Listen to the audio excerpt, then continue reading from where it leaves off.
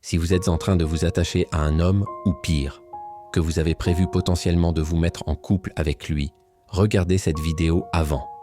On ne sait jamais, peut-être que vous avez face à vous un profil d'homme dangereux. J'aimerais que vous regardiez cette vidéo parce que le jour où vous aurez développé des sentiments pour un homme qui s'avère être dangereux, ce sera fini. Vous serez coincé dans cette situation et il sera beaucoup plus dur de vous en sortir. Donc, je préfère que vous regardiez cette vidéo avant de développer des sentiments pour un homme, pour savoir si oui ou non vous avez face à vous un homme dangereux. Je vais vous présenter selon moi les 4 profils les plus dangereux, et vous allez voir que la dangerosité de ces hommes ne va faire qu'augmenter crescendo. Le dernier, c'est le pire. Et spoiler alert, on ne va pas parler de pervers narcissique. Je sais que vous vous attendez à ce que je vous dise le manipulateur, attention au profil manipulateur. Mais je ne vais pas le faire, parce qu'un homme manipulateur, ça ne veut rien dire. On est tous manipulateurs. Et oui, on manipule tous les gens autour de nous, et pas seulement en amour. En amour.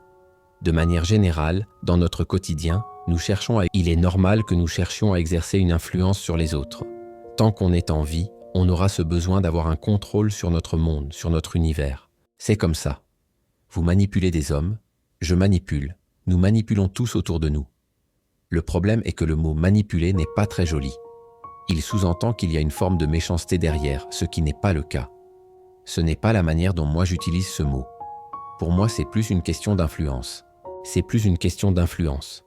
Lorsque vous êtes en couple ou vous, tout comme l'homme en face de vous, allez chercher à ramener la couette à vous, à mettre en avant vos propres intérêts. Hommes et femmes en amour, nous avons des intérêts divergents. Nous avons aussi des intérêts convergents, et c'est pour ça que l'amour c'est beau.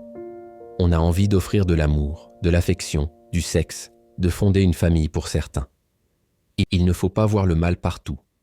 L'influence existe tout le temps.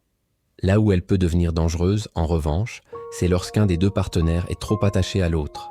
C'est lorsqu'il y a un déséquilibre des forces. Pour reprendre le terme de Richelieu, lorsqu'un pays prenait trop de pouvoir, il était toujours contrebalancé par une coalition d'autres pays qui faisaient tout pour réduire son hégémonie. C'est ce qui s'est passé avec l'Angleterre et la France, par exemple. Bref, il peut y avoir un déséquilibre des forces dans la relation, parce que l'un d'entre vous est plus attaché que l'autre. Et celui qui est le moins attaché a le pouvoir, il pourra plus facilement imposer ses conditions. Cela peut devenir dangereux lorsque les conditions deviennent tyranniques et vous font souffrir. C'est là que vous pouvez vous retrouver face à un homme qui va devenir dangereux pour vous. C'est contextuel et plus difficile à voir lors des premiers rendez-vous, car cela évolue en fonction de votre intérêt et du sien. Mais effectivement, un homme peut devenir dangereux s'il est très désintéressé de vous et qu'il n'a mis aucun garde-fou à sa volonté de contrôler la relation. Là, on peut découvrir, en grattant un peu, un profil méchant. Je vous le répète, l'influence, les jeux de pouvoir, c'est normal. Mais là où ça devient dangereux, c'est lorsque cette influence ne prend absolument plus en compte les sentiments de la personne en face et qu'elle se fait au détriment de sa santé, de son intégrité physique et mentale. Par exemple, si une femme, pour ne pas que son mec la trompe, commence à lui répéter qu'il est moche et qu'il ne plaît pas aux femmes, ce n'est plus de l'influence, on passe à un stade supérieur qui est la méchanceté. Il y a une volonté de détruire. Ça, ce n'est pas bon. Vice-versa, si un homme vous fait un coup pareil, ce n'est pas bon. Mais je vais vous livrer quelque chose de beaucoup plus pertinent que la manipulation, qui n'est pas un critère facile à évaluer ni un trait de personnalité. Je vais vous donner quelque chose qui relève vraiment de la personnalité et que vous pouvez évaluer très rapidement dès les premiers rendez-vous pour vous distancer d'un homme potentiellement dangereux. Et ce premier profil, c'est l'amoureux du conflit. L'homme qui est amoureux bien plus du conflit que de vous-même. Ce sont des hommes qui sont séduisants, évidemment, parce qu'on peut se dire « il est combatif, il ne se laisse pas faire ». Et c'est vrai. Toute la difficulté sera de distinguer l'homme combatif de celui qui est un obsédé du conflit. Ça l'excite, ça lui plaît, il aime ça.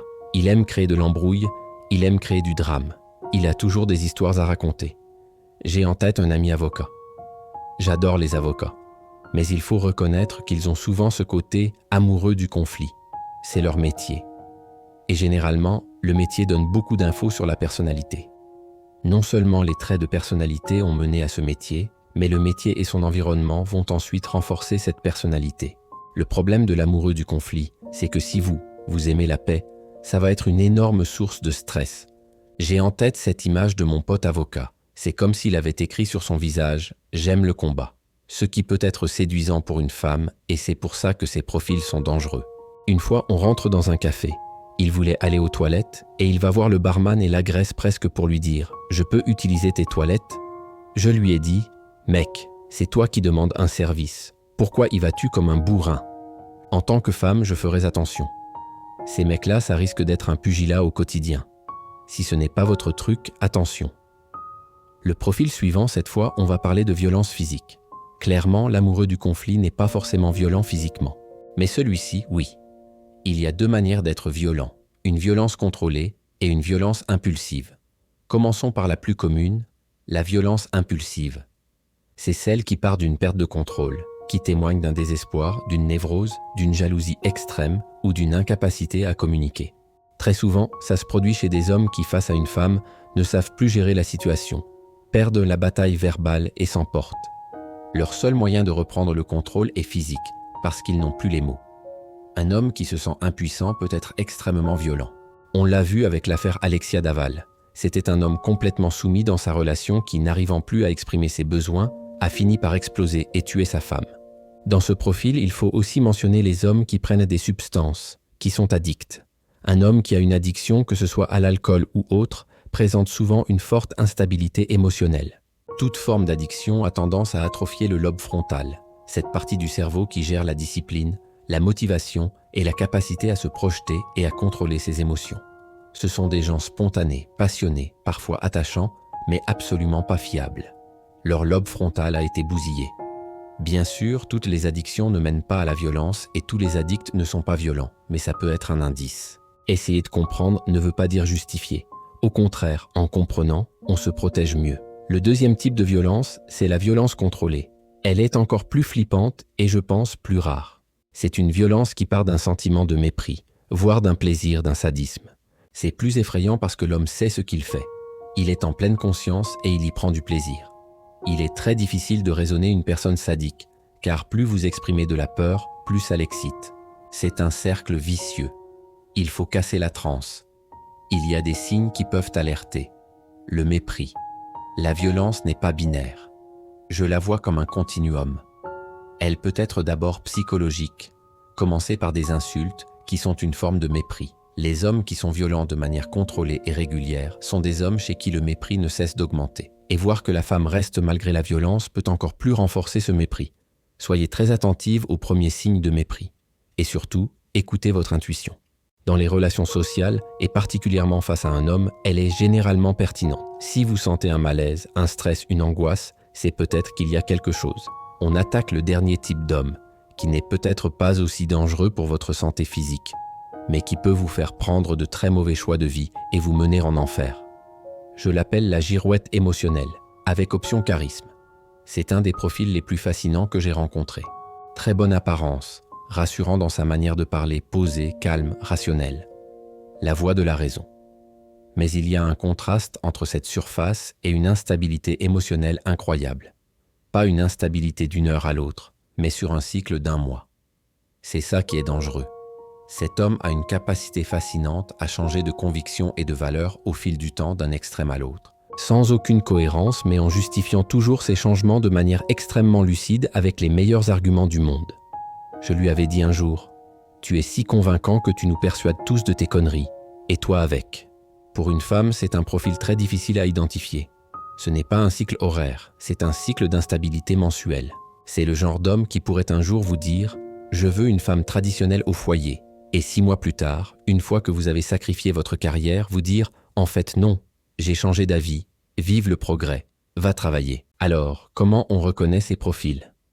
Il faut se renseigner sur son track record. Posez des questions, soyez curieuse. Y a-t-il eu des projets avortés dans son passé ? Des changements de direction structurelle dans ses convictions profondes, rapport à l'argent, à la foi, à l'amour. Et quand on creuse, est-ce qu'il y a eu des gens qui ont été lestés, qui ont souffert de ces changements ? Il faut le savoir. Ne devenez pas parano, mesdames, mais je tiens juste à ce que vous soyez un minimum avertis. Et si vous avez identifié un homme qui est potentiellement bon pour vous, apprenez à le rendre amoureux. Gratuitement, chaque semaine, je vous envoie des emails pour vous expliquer mes meilleurs conseils sur la psychologie masculine. Dépêchez-vous, car chaque mail que j'envoie disparaît ensuite. Rejoignez les milliers de femmes qui reçoivent mes emails pour mieux comprendre les hommes. Ça peut véritablement vous rendre plus sexy et plus averti en amour. Cliquez en bas, c'est totalement gratuit.